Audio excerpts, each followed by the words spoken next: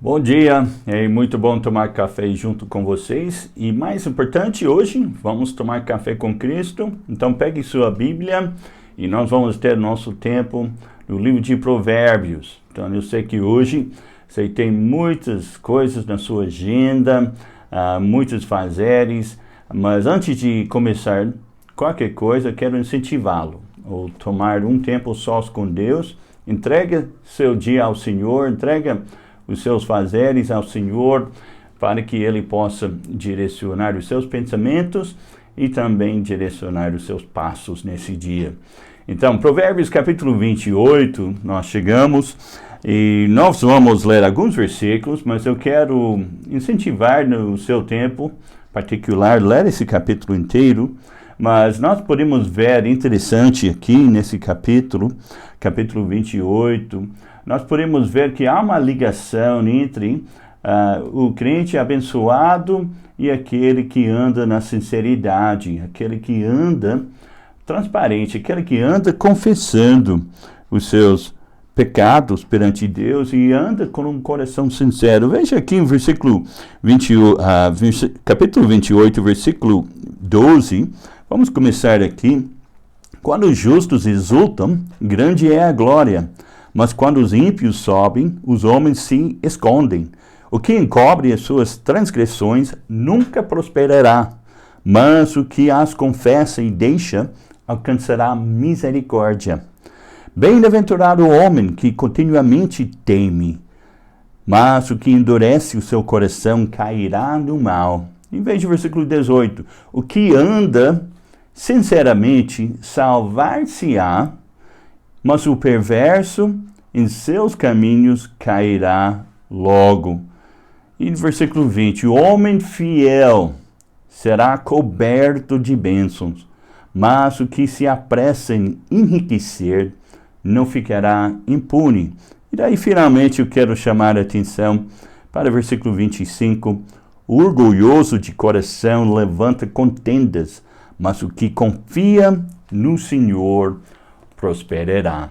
Então aqui no capítulo 28 de Provérbios, nós encontramos realmente uma lição muito importante, né?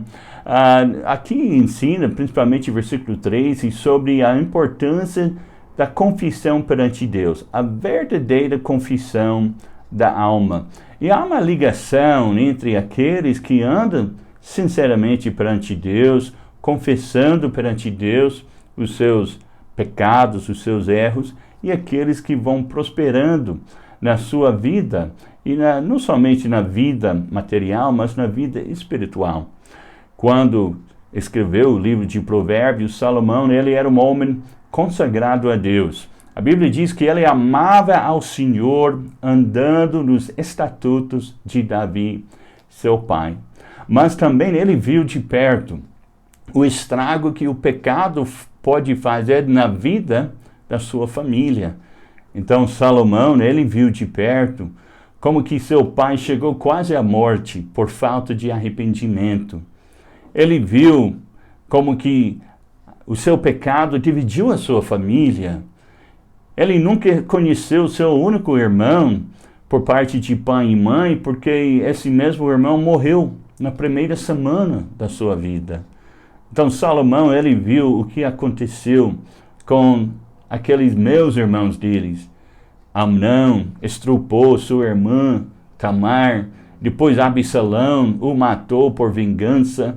Então Salomão, ele viu o estrago que adultério, ciúmes, amargura faz na vida de uma família. E mais tarde ele escreveu esse provérbio, versículo 13. O que encobre as suas transgressões nunca prosperará, mas o que confessa e deixa alcançará misericórdia. Há igrejas hoje que ensinam que nós devemos confessar os nossos pecados pelo menos uma vez por ano. Mas o rei Davi, ele disse em Salmo 32 foi escrito depois que Davi se arrependeu e voltou em comunhão com Deus depois daquele pecado com a Batseba. Salmo 32, versículo 3, Diz, quando eu guardei em silêncio, envelheceram os meus ossos pelo meu bramido em todo o dia, porque de dia e de noite a tua mão pesava sobre mim, o meu humor se tornou em sequidão de estio. Foi depois de pecar com Batseba que Davi sentiu a culpa e o peso do pecado, que levou à depressão e provocou outros problemas de saúde que ele passou. Humano em muito tempo, para quem quer andar perto de Deus. A nossa confissão deve ser de imediato e logo após receber o espírito de arrependimento. Tem um certo pastor evangélico que ele sabiamente ele disse: os consultórios psiquiátricos estão cheios porque os cultos de oração da igreja estão vazios. Os crentes não estão mais confessando e abandonando os seus pecados. Pense nisso, meu irmão. Os consultórios psiquiátricos estão cheios porque os cultos de oração da igreja estão vazios. Mesmo tendo Davi cometido tantos deslizes, Deus ainda declara a seu respeito: achei Davi, um homem segundo o meu coração. Deus ainda prosperou Davi quando ele se arrependeu, quando ele reconheceu o seu erro. Como pode ser isso? Davi, mesmo com todos os seus defeitos, ele tinha um grande desejo. Ele queria estar em comunhão com Deus e passar a bênção para seus filhos. Davi queria que seus filhos também experimentassem a comunhão com Deus e a bênção que vem em servir ao Senhor. Ele disse em 2 Samuel, capítulo 7, versículo 29, sei, pois, agora servido de abençoar a casa de teu servo, para permanecer para sempre diante de ti, pois tu, ó Senhor Deus, o dizeste, e com a tua bênção será para sempre bendita a casa de teus servos. Está vendo o coração de Davi?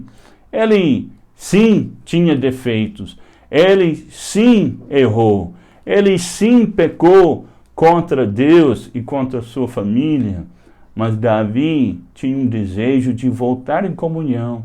Ele não encobriu, ele confessou, ele abandonou, ele se arrependeu, ele voltou ao Senhor para que Deus pudesse continuar prosperando e abençoando os seus filhos, o seu lar e a sua família. Quando Davi encobriu ou escondeu o seu pecado, ele não prosperou durante 1 ano e meio. Ele sentiu a mão de Deus pesada sobre a vida dele. Mas quando ele confessou aquele pecado, ele viu como que Deus é misericordioso e renovou a bênção sobre a vida dele e da sua família. Muitos salmos foram escritos por Davi. Lendo em ordem cronológica, podemos ler Salmo 38, Salmo 2, depois Salmo 51 e depois Salmo 32. Então esses estão nessa ordem que foram escritos. Salmo 32 vem depois, em verdade, Salmo 51 e Salmo 32 falam sobre o resultado do seu arrependimento, da sua confissão. A grande diferença entre Davi e o primeiro rei de Israel, Saul, foi que Davi reconheceu o seu pecado em sua vida. A grande diferença entre Davi e Saul é que quando Davi errou, ele assumiu o erro, ele confessou.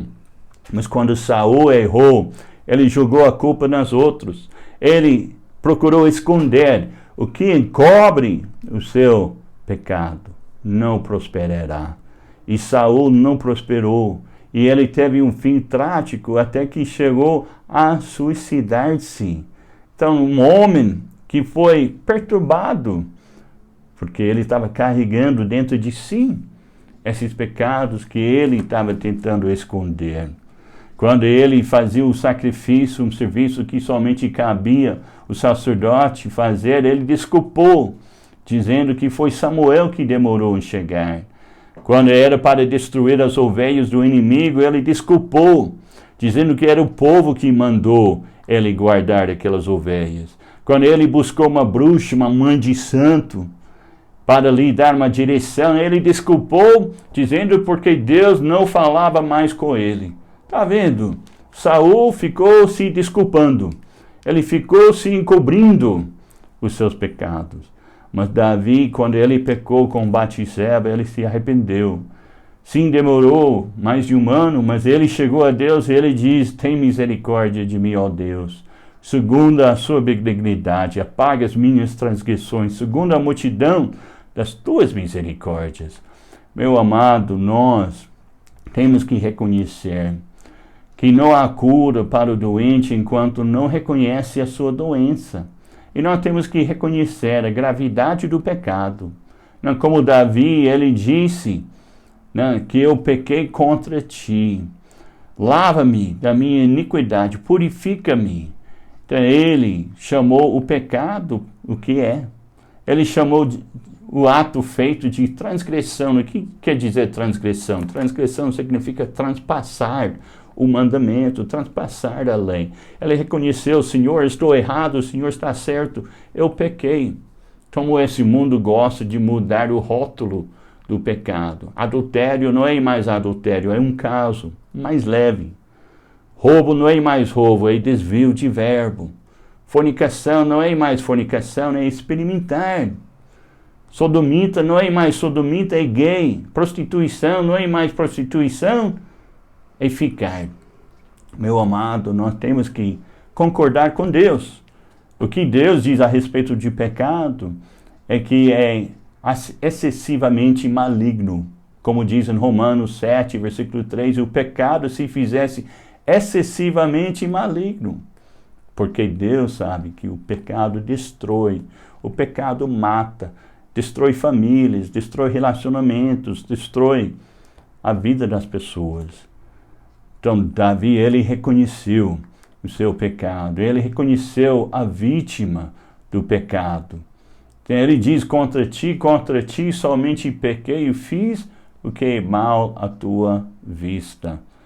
A verdadeira confissão da alma realmente vai restaurar a verdadeira alegria da salvação. E quando nós reconhecemos que temos pecado contra Deus e contra aqueles ao nosso redor, ele reconheceu a consequência do pecado. Quando ele diz em Salmo 51, ele ora: Senhor, purifica-me. Então, ele se sentiu sujo por dentro.